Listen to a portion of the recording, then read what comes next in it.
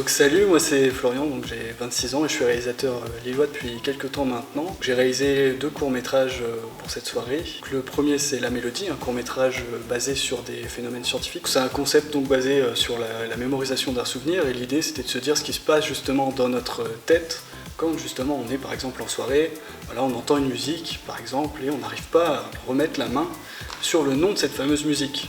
Voilà, sans vraiment trop spoiler, justement, l'histoire permet de remémoriser ça.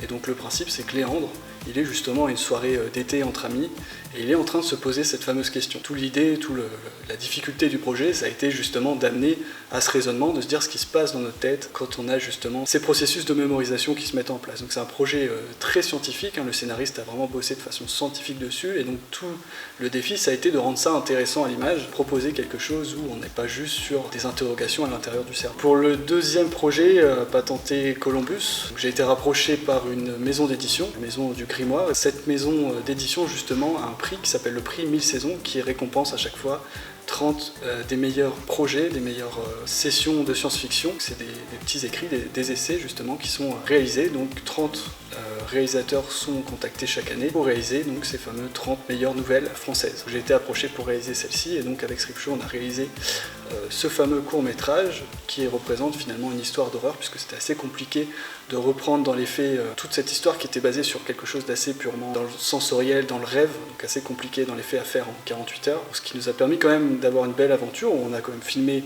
en pleine nuit pendant le Covid, donc ce n'était pas forcément super simple. En tout cas, c'est une histoire très intéressante qui permet de se rendre compte justement de l'ampleur du décor, de ce qu'une personne un petit peu isolée, entre guillemets, qui a un certain talent, qui arrive à dessiner, etc., qui a un certain train dans la vie, et il va se passer un certain nombre de choses, à savoir la rencontre justement avec une personne mystérieuse qui va faire qu'on va avoir un environnement qui va s'en détacher assez étrangement jusqu'à l'horreur, finalement.